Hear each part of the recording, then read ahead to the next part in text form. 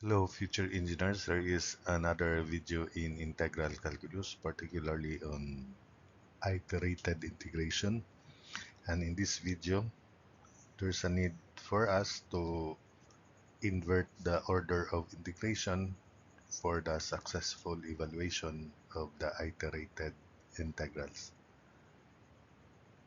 So here are the problems. Evaluate the integrals by inverting the order of integration. So for 32.1, integral from 0 to 1, square root of x to 1, then square root of quantity 1 plus y cubed dy dx. So notice that if we evaluate with respect to y, we cannot evaluate this readily because there's no, if we put u be 1 plus y cubed, there's no y square. So we need to evaluate x first, treating square root of 1 plus y cubed as constant. So let's now invert the order of integration. So we have this is the original problem. So we change this to dx dy and imagine that square root of x is y and 1 is also y as shown here. So square root of x is y, so that means squaring x is y square. So this is x is y square, then 1 is y, so that's why this is y equals 1 or 1 is y. And since we interchange the order of integration, so that means y is the final variable. So imagine that this is the strip, horizontal strip. So y ranges from 0 to 1. So that's still the same.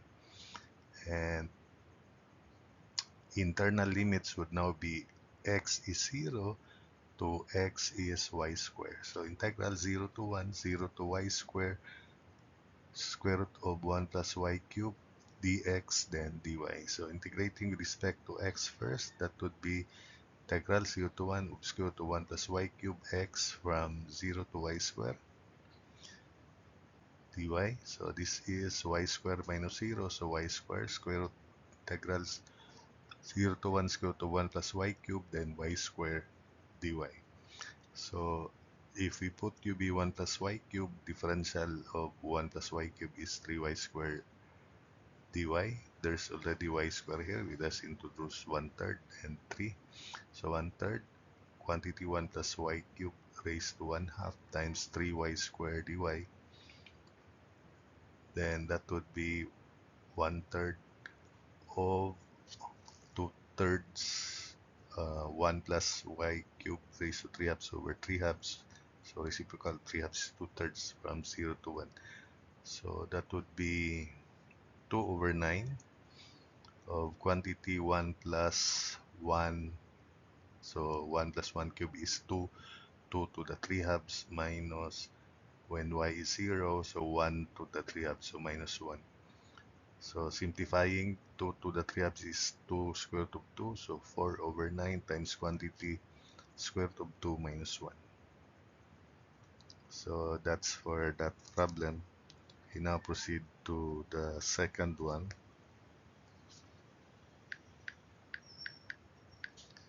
For the second problem, integral from 0 to 4, square root of y to 2, y dy dx over 1, square root of 1 plus x to the fifth. So again, if we evaluate with respect to x first, there's no available elementary tool that will evaluate that integral. So we need to invert the order of integration dy first. And imagine this is square root of y equals x, then 2 is also x. So that means square root of y is x, y is x squared. So we have this graph, y is x squared, then 2 is x or x is 2. And since we interchange the order, or we invert order of integration, so that means x is the last variable to be treated. So we have here the vertical strip, so that the differential of the thickness, or the thickness of that strip, is dx, which is the final variable. So limits for x would be 0 to 2 final. So we change this to 0 to 2. Then this is from y0 to y is x squared, 0 to 2, 0 to x squared of y dy over square root of 1 plus x squared, x to the fifth dx. So this is treated constant. Integral of y dy is y squared over 2, of course.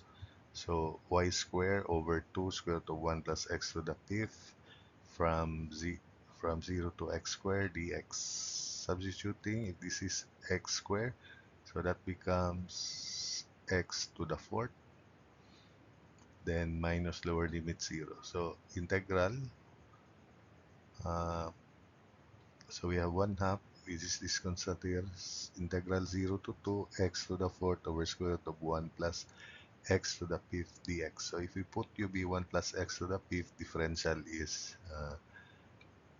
5x to the fourth dx. There's already x to the fourth here. So that means this is u to the negative 1 half, 1 fifth, sorry, 1 fifth u to the negative 1 half du. So equals 1 half, then 1 fifth times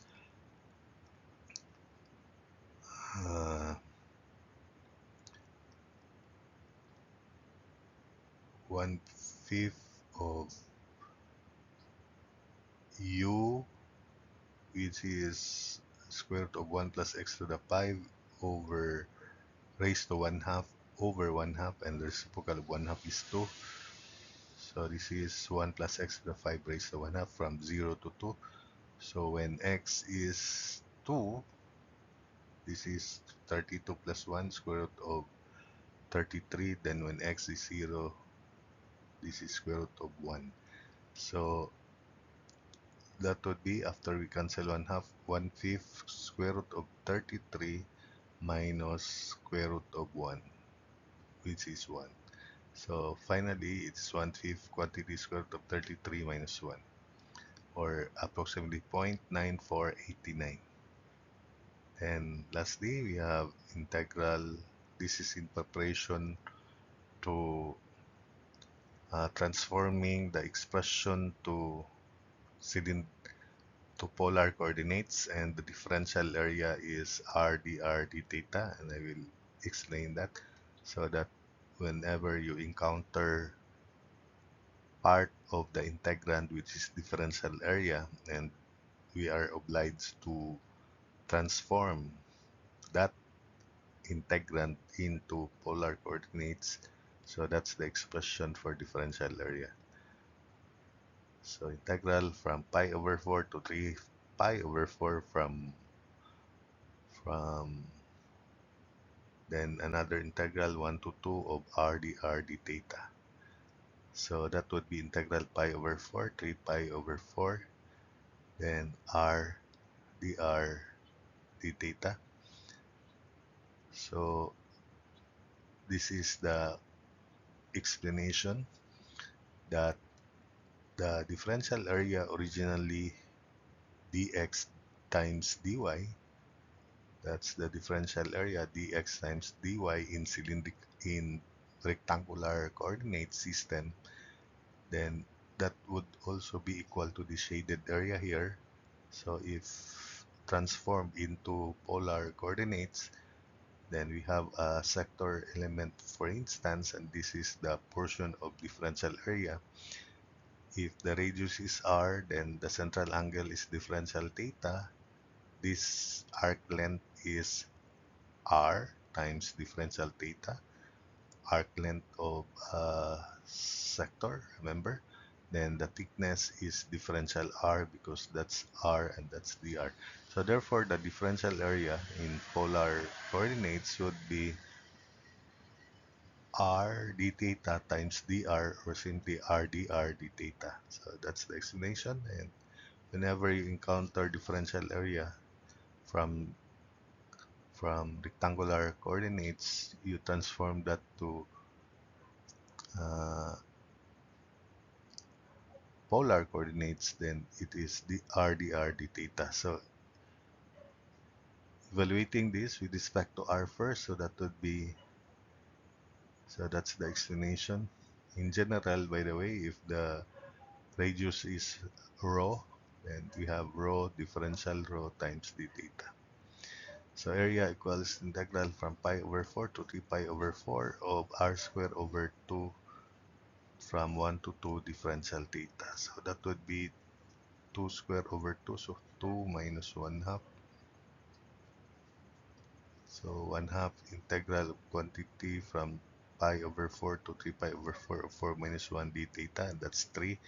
So that would be 3 halves of theta from pi over 4 to 3 pi over 4, and that is 3 halves of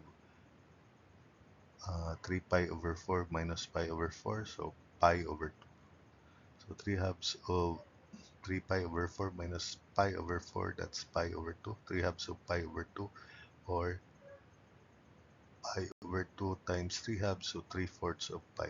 So that's it for this video.